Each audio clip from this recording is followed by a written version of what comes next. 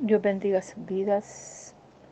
Dios bendiga este fin de semana a cada uno de ustedes según la necesidad, según su anhelo y según la voluntad de nuestro Dios.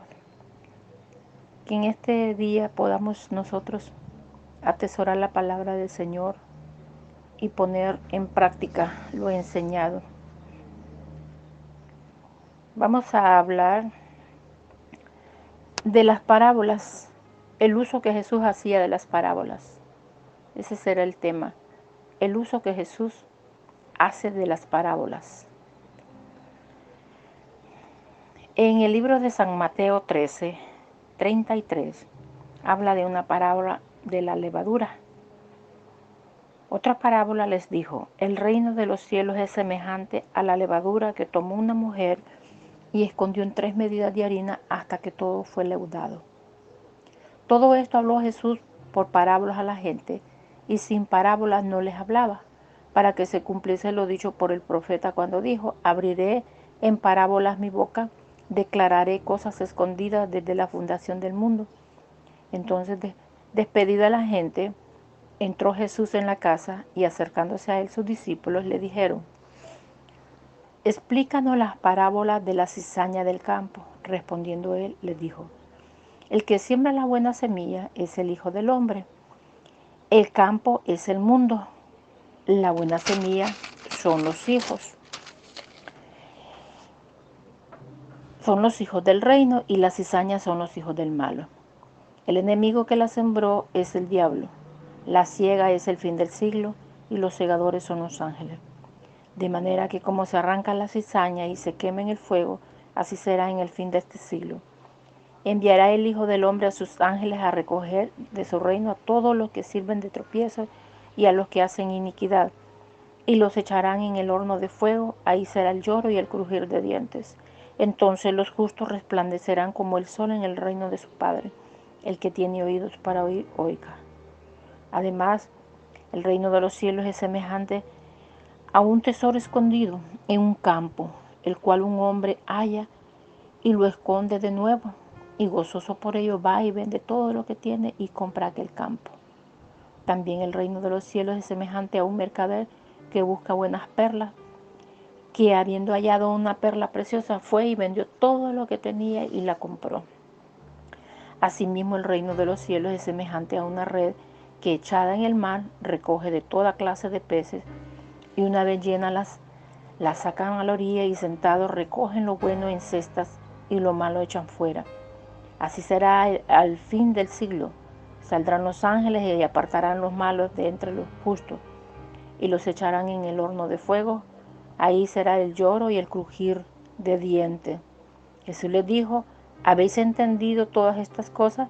Ellos respondieron: sí, Señor. Él les dijo: por esto todo escriba docto en el reino de los cielos es semejante a un padre de familia que saca de su tesoro cosas nuevas y cosas viejas. Las parábolas, Jesús les daba un sentido, él las explicaba, y quedaban maravillados, porque como que con las parábolas se entendía más lo que el Señor quería decir.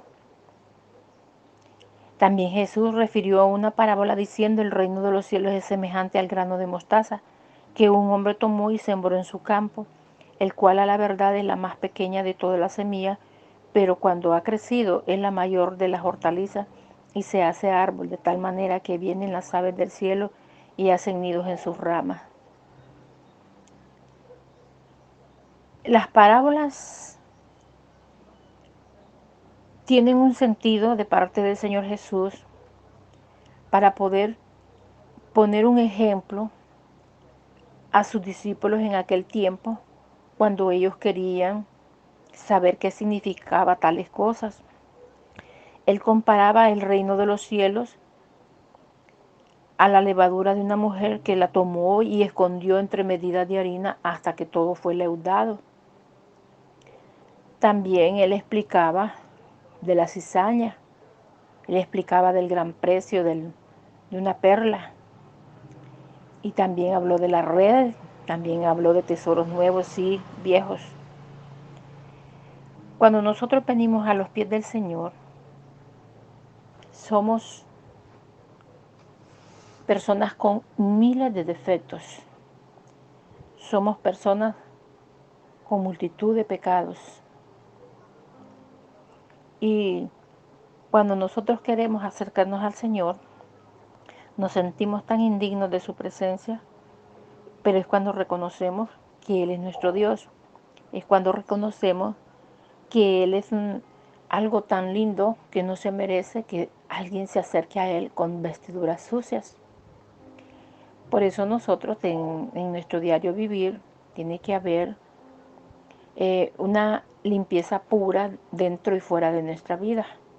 Tenemos que ser genuinos, que lo que queremos para nuestra alma también sea para nuestro cuerpo, que lo que nosotros queremos aparentar en nuestro cuerpo primero sea dentro de nuestro cuerpo, el alma, el espíritu, todo nuestro ser, que esté completamente agradable a los ojos del Señor. Porque nosotros, siendo este cuerpo templo y morada del Espíritu Santo, tenemos que mantenerlo honroso por dentro y por fuera.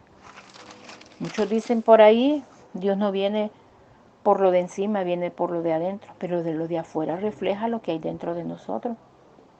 Si usted tiene una casa y la mantiene sucia por fuera, nos imaginamos que por dentro así se mantiene.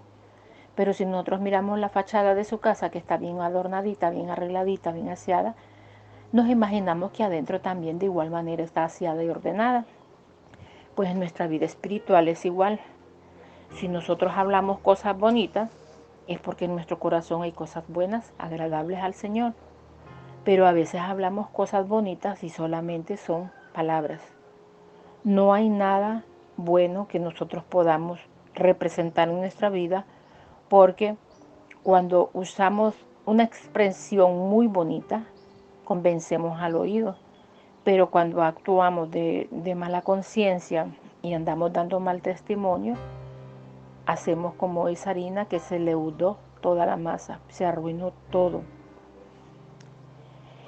Cuando el Señor explica la parábola de la cizaña, Él les explica a los discípulos y les dice, ya cuando despidió a la gente, Jesús entró en una casa, acercándose a sus discípulos, le dijeron, oh Señor, escúchanos, explícanos la palabra de la cizaña del campo, que no la entendemos.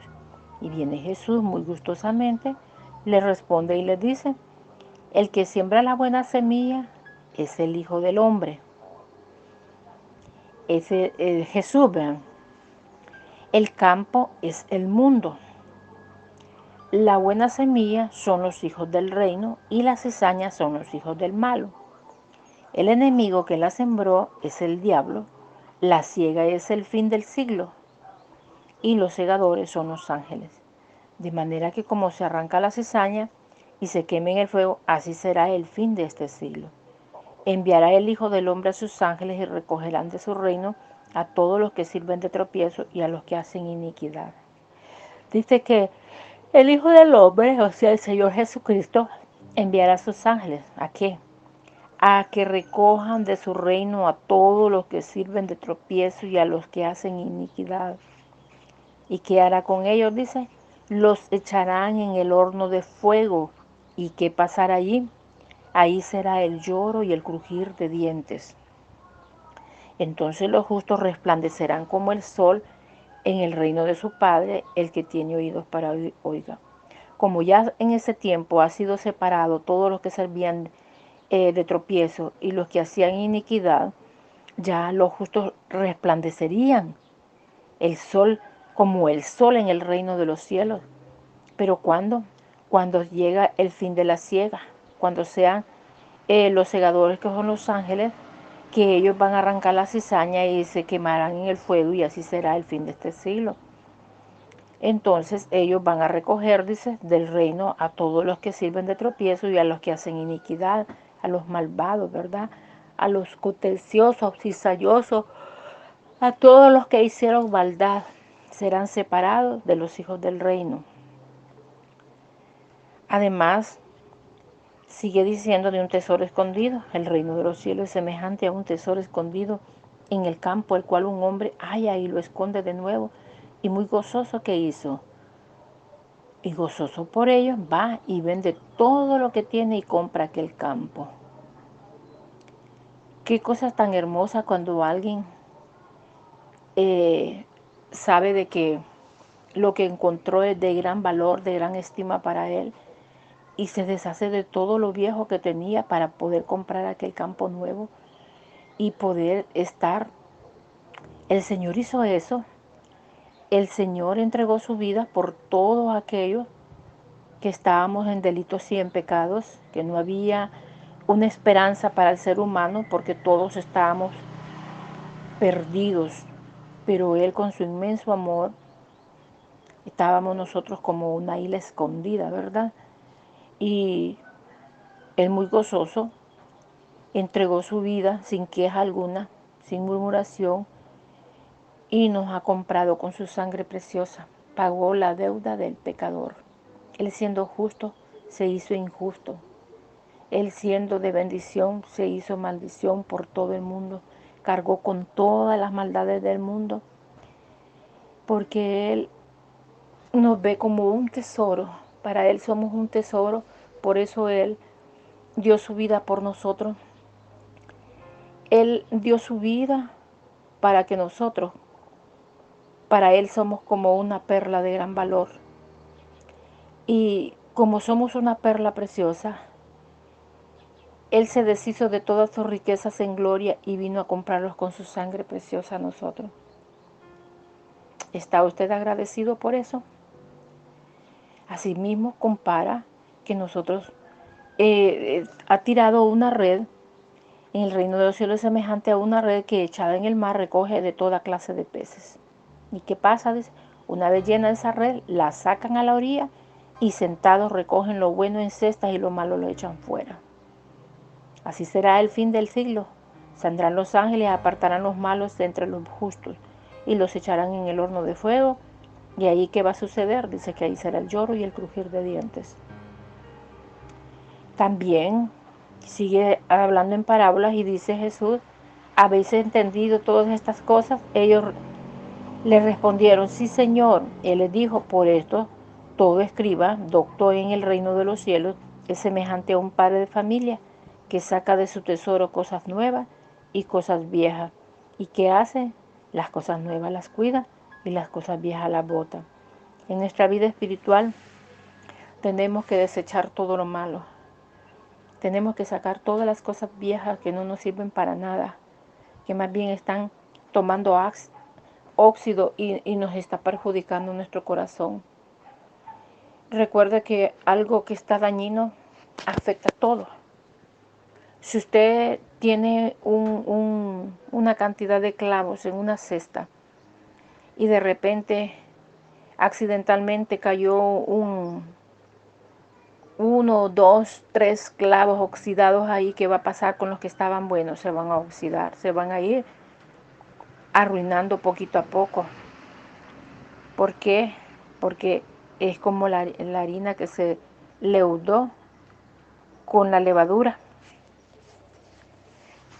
Hay un dicho muy popular que el que anda con lobos aprende a aullar, que una fruta podrida pudre las demás y así sucesivamente. Y sí, fíjese que si lo aplicamos en nuestra vida espiritual, han habido personas que han iniciado trabajando en la obra del Señor correctamente y luego han llegado hermanos, hermanas a las congregaciones con nuevas costumbres y malas, por cierto, y vienen a ensuciarle la mente y el corazón a estas personas con sus argumentos humanos y quizás los mal aconsejan y aquellos vienen y les escuchan. Y vienen ellos y en vez de haber seguido los pasos que como empezaron, ¿verdad? Que estaban muy agradables a los ojos de Dios, se arruinaron, se corrompieron, se corroboraron, se oxidaron, se pudrieron, se arruinaron completamente. Dime con quién andas y te diré quién eres. Ojo, Tenemos que tener mucho cuidado. En la palabra de Dios siempre se nos dice, ¿verdad?, que escudriñemos las escrituras para que nadie nos engañe. Pongamos como ejemplo la palabra del Señor y qué sucederá con los que hacen servir de tropiezo y qué sucederá con los que hacen iniquidad. Serán lanzados en el horno de fuego y ahí será el lloro y el crujir de dientes. Y como ya va a estar separado lo bueno de lo malo, los justos resplandecerán como el sol en el reino de su Padre. Fíjese que dice que desde la fundación del mundo, el Señor ya había prometido que para que se cumpliese lo dicho por el profeta Isaías, cuando dijo, abriré en parábolas mi boca, declararé cosas escondidas desde la fundación del mundo. Acompáñeme al libro de Salmo 78:2 y dice, escucha, pueblo mío, mi ley, inclinad vuestros oídos a las palabras de mi boca. Abriré en proverbios, hablaré cosas escondidas desde tiempos antiguos. Es la fidelidad de Dios hacia su pueblo infiel. Dice que Él hablaría cosas escondidas desde tiempos antiguos, abriría su boca en proverbios, o sea, en parábolas, los cuales hemos oído y entendido que nuestros padres nos las contaron. No las encubriremos a sus hijos y contando a la generación venidera las alabanzas de Jehová y su potencia y las maravillas que Él hizo. Qué bonito que el Señor ha estado siempre de generación en generación hablándole a su pueblo. Él estableció testimonio en Jacob y puso ley en Israel, la cual mandó a nuestros padres que la notificasen a sus hijos, para que lo sepa la generación venidera y los hijos que nacerían, y los que se levantarían, que se la contaran a sus hijos, a fin de que pongan en Dios su confianza y no se olviden de las obras de Dios, que guarden sus mandamientos y no sean como sus padres, generación contumaz y rebelde, generación que no dispuso su corazón, ni fue fiel para con Dios su espíritu. Los hijos de Efraín fueron arqueros armados, volvieron las espadas en el día de la batalla, no guardaron el pacto de Dios, no quisieron andar en su ley, sino que se olvidaron de sus obras y de sus maravillas que les había mostrado. Delante de sus padres hizo maravillas en la tierra de Egipto, en el campo de Zoán. Él dividió el mar, los hizo pasar, detuvo las aguas como en un montón, los guió con una nube toda la noche con resplandor de fuego. En el día los guió con una nube para guardarlos del calor, del sol. Él hendió las peñas en el desierto y les dio de beber como de grandes abismos. Dije, pues sacó de la peña corrientes e hizo descender aguas como río. Cuando Moisés los llevó y tocó la peña, ¿verdad?, para que saliera agua y tomaran ellos. Pero aún volvieron a pecar contra él. Se rebelaron contra el Altísimo en el desierto, pues tentaron a Dios en su corazón, pidiendo comida a su gusto. Hablaron contra Dios diciendo, ¿podrá poner mesa en el desierto? Y aquí ha herido la peña y brotaron agua, y torrentes inundaron la tierra. ¿Podrá también dar comida? ¿Podrá dar también pan? ¿Dispondrá carne para su pueblo? Por tanto oyó Jehová y se indignó, se encendió el fuego contra Jacob. Y el furor fue grande contra Israel. Dios se enojó porque las personas exigían y pedían demasiado, pero no se sometían, no obedecían. Y por cuanto no habían creído a Dios y ni habían confiado en su salvación, Él ha sido fiel con el pueblo siempre, pero el pueblo ha sido un desconsiderado, una persona malagradecida. Sin embargo, Él mandó las nubes de arriba y abrió las puertas de los cielos e hizo llover sobre ellos maná para que comiesen, y les dio trigo de los cielos, les dio pan de nobles, comió el hombre, les envió comida hasta saciarle, movió el solano en el cielo y trajo con su poder el viento sur. También hizo llover sobre ellos carne como polvo, como arena del mar, aves que vuelan, las hizo caer en medio del campamento alrededor de sus tiendas. comieron y se saciaron. Les cumplió pues su deseo, no habían quitado de sí su anhelo. Aún estaba la comida en su boca, cuando vino sobre ellos el furor de Dios e hizo morir a los más robustos de ellos y derribó a los escogidos de Israel. Con todo esto pecaron aún y no dieron crédito a sus maravillas. Por tanto, ¿qué hizo Dios? Consumió sus días en vanidad y sus años en tribulación. Y si los hacía morir, entonces buscaban a Dios, entonces se volvían solícitos en busca suya. Mire qué cosa. Cuando los hacía morir, ellos así buscaban a Dios y se acordaban de que Dios era su refugio y el Dios altísimo, su redentor. Pero le lisonjeaban con su boca y con su lengua le mentían, pues sus corazones no eran rectos con él, tampoco estuvieron firmes en su pacto. Pero él, Dios misericordioso, perdonaba la maldad y no los destruía, y apartó muchas veces su ira y no despertó todo su enojo. Se acordó de que eran carne, soplo que va y no vuelve. ¿Cuántas veces se rebelaron contra él en el desierto? Lo enojaron en el yermo y volvían y tentaban a Dios y provocaban al Santo de Israel. No se acordaron de su mano del día que los redimió de la angustia cuando puso en Egipto sus señales, sus maravillas en el campo de Zoán y volvió sus ríos en sangre, sus corrientes para que no bebiesen y envió entre ellos enjambres de moscas que los devoraban y ranas que los destruyeran. Dio también la oruga, sus frutos y sus labores a la langosta. Tantas señales que el Señor les hizo. Sus viñas las destruyó con granizo y sus higuerales con escarcha. Entregó al pedrisco a sus bestias y sus ganados a los rayos. Envió sobre ellos el ardor de su ira, enojo, indignación y angustia, un ejército de ángeles destructores. Dispuso caminar su furor. No eximió la vida de ellos de la muerte, sino que entregó su vida a la mortandad. Hizo morir a todo primogénito en Egipto, las primicias de las fuerzas en las tiendas de Can. Hizo salir a su pueblo como ovejas y los llevó por desierto como un rebaño.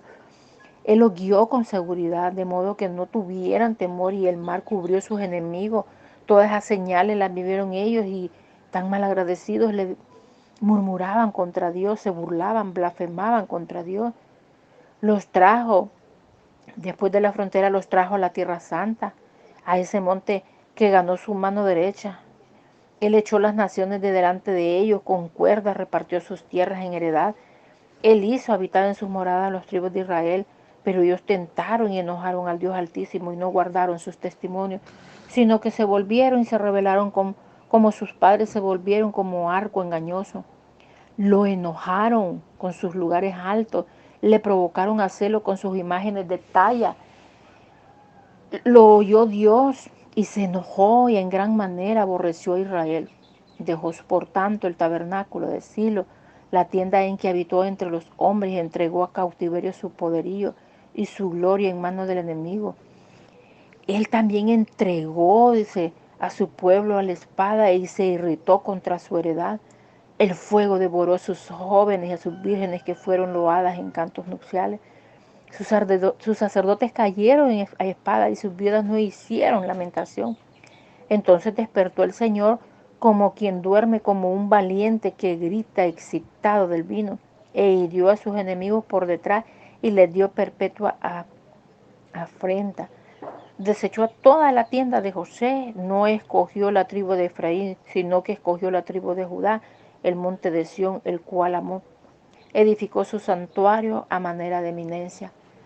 Así como la tierra que cimentó para siempre, eligió a David su siervo y lo tomó de las majadas de las ovejas, detrás de las paridas lo trajo, para que apacentase a Jacob sus pueblos y a Israel su heredad. Y los apacentó conforme a la integridad de su corazón, los pastoreó con la pericia de sus manos. Qué bonito. El Señor, en medio de su enojo, en medio de su decepción, en medio de todo, en medio de su ira, Él tenía escogido a David, porque David era un joven que sabía agradar a Dios.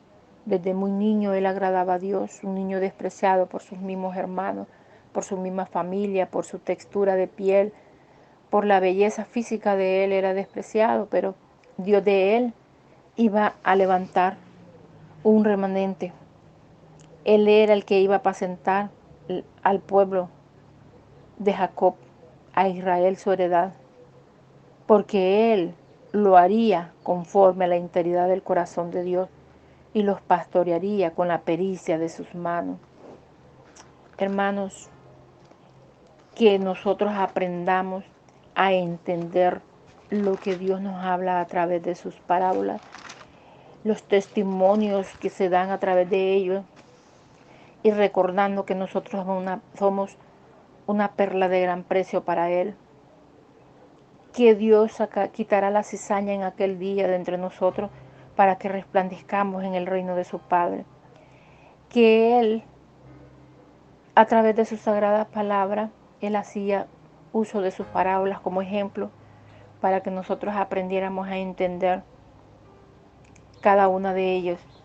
Nosotros éramos un tesoro escondido, nosotros éramos una perla preciosa para Él en sus manos, pero también somos tesoros nuevos y viejos, y los viejos pues tendrán que ser sacados si no tienen ninguna productividad. Lo que no le agrada al Señor pues será sacado. Aquellas cosas que no sirven serán sacadas. Y dice que cuando Él mande a sus ángeles a cegar, ellos apartarán en manojos el trigo y recogerán de su reino a todos los que sirven de tropiezo y a los que hacen iniquidad, y los echarán en el fuego, en el horno de fuego, y así ahí será el lloro y el crujir de dientes, para que los justos resplandezcan como el sol en el reino del Padre.